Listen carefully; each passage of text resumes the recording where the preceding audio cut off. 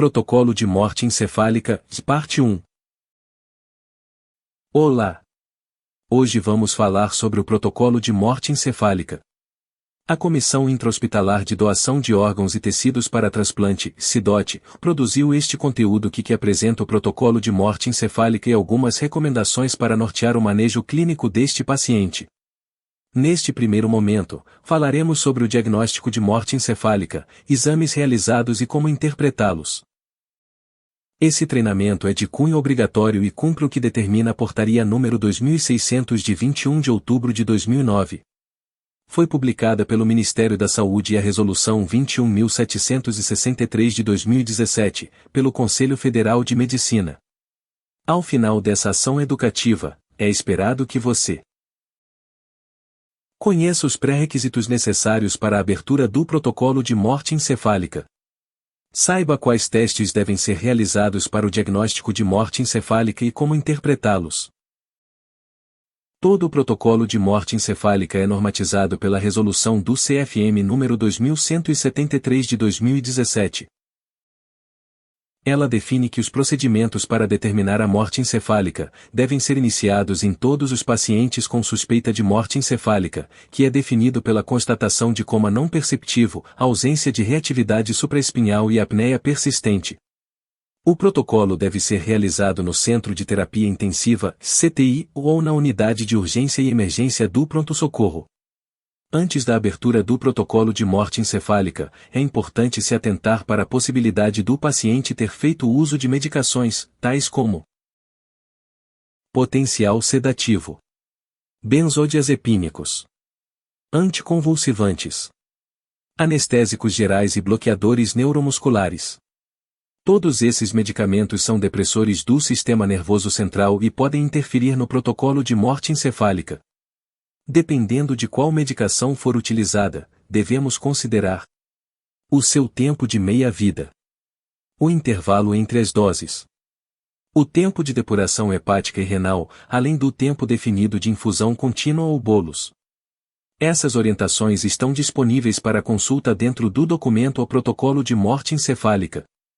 É uma tabela com os principais depressores do sistema nervoso central e intervalo entre a descontinuação e a abertura do protocolo de morte encefálica. Você pode consultar essa tabela nos materiais de apoio deste treinamento. Vamos lá! Falaremos agora sobre alguns requisitos definidos pela resolução do CFM, que citamos anteriormente, para a abertura do protocolo de morte encefálica.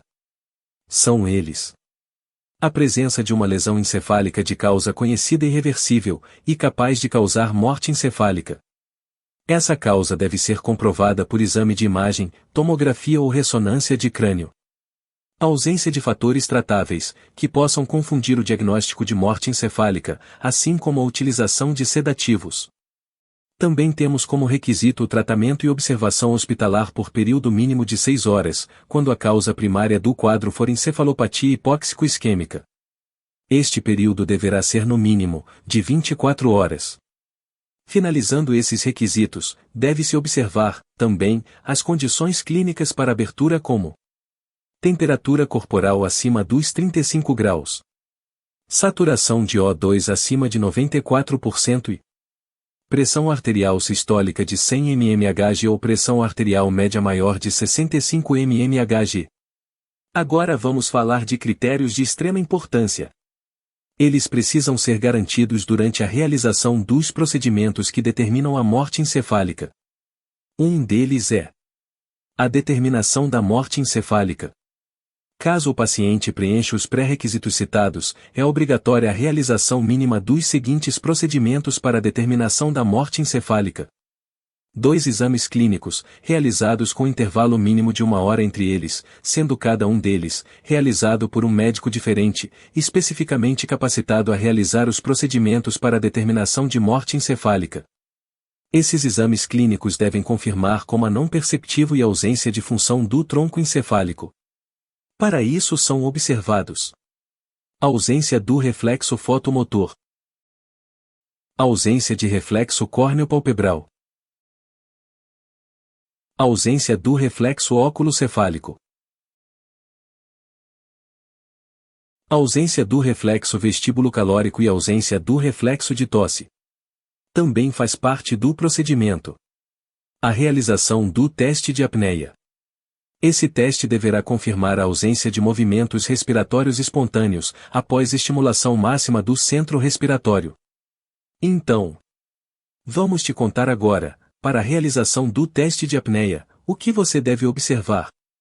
O paciente deverá ser pré-oxigenado com uma fração inspirada de oxigênio FiO2 de 100% durante 10 minutos.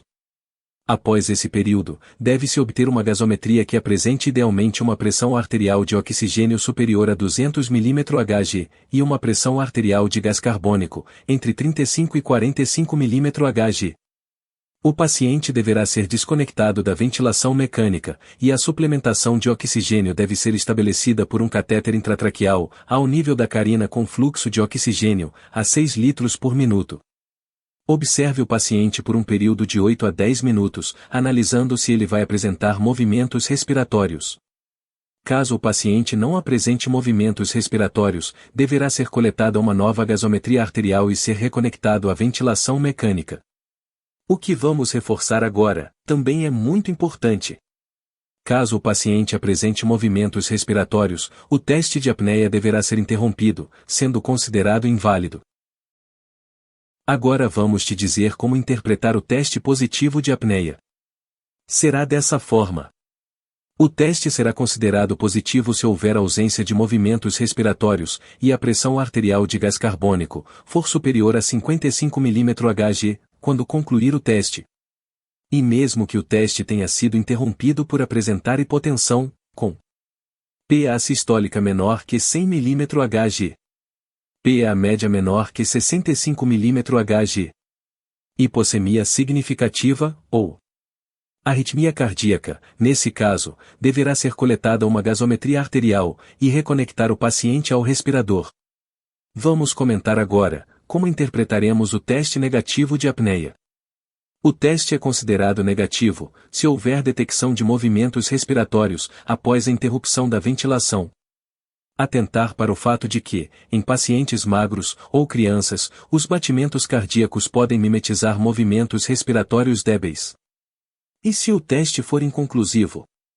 Vamos entender como interpretar. O teste será inconclusivo quando ocorrer ausência de movimentos respiratórios, mas encontrar uma pressão arterial de gás carbônico menor que 55 mmHg. É importante lembrar que o teste de apneia deverá ser realizado uma única vez, por um dos médicos responsáveis pelo exame clínico. E quanto à realização do exame complementar? Ele deverá comprovar a ausência de atividade encefálica.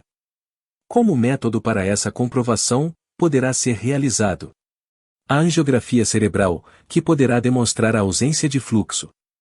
O Doppler transcraniano, que pode demonstrar o colapso da circulação cerebral. O eletroencefalograma, que poderá constatar a inatividade elétrica ou silêncio elétrico cerebral. Após o percurso que fizemos até aqui, é importante sabermos que, desde a ausência de fluxo sanguíneo cerebral, o colapso da circulação cerebral ou a inatividade elétrica cerebral são métodos compatíveis com o diagnóstico de morte encefálica. A escolha do exame complementar deve levar em consideração as situações clínicas e disponibilidade do método. Partindo para o momento final do nosso treinamento, é importante inferirmos que, para chegarmos à conclusão e determinação da morte encefálica, deve-se ter o somatório de 2 exames clínicos positivos para a morte encefálica. Um teste de apneia positivo. E um exame complementar que demonstre ausência de fluxo sanguíneo cerebral ou ausência de atividade elétrica cerebral. Lembre-se: a notificação da morte encefálica é compulsória e diante de uma abertura de protocolo deverá ser comunicada à CIDOT e MG Transplantes. Os familiares do paciente, ou seu responsável legal, deverão ser adequadamente esclarecidos, de forma clara e inequívoca, sobre a situação crítica do paciente, o significado da morte encefálica, o modo de determiná-la, e também sobre os resultados de cada uma das etapas do diagnóstico. É importante lembrar que a decisão quanto à doação de órgãos deverá ser solicitada aos familiares ou responsáveis legais do paciente, após a comunicação do diagnóstico da morte encefálica. O médico tem autoridade ética e legal para suspender procedimentos de suporte terapêutico em uso, e assim deverá proceder, exceto, se a família autorizou a doação dos órgãos e tecidos para transplante, quando deverá aguardar a retirada dos mesmos, segundo a Resolução CFM nº 1826 de 2007. Essa decisão deverá ser precedida de comunicação e esclarecimento sobre a morte encefálica aos familiares do paciente ou sua representante legal, fundamentada e registrada no prontuário. Na parte 2 do treinamento de morte encefálica e manejo clínico do potencial doador de múltiplos órgãos, falaremos sobre as recomendações para o manejo clínico deste paciente, uma vez que a confirmação da morte encefálica possibilita a doação de órgãos e tecidos para transplantes. Esperamos que esse treinamento tenha contribuído para a sua prática assistencial.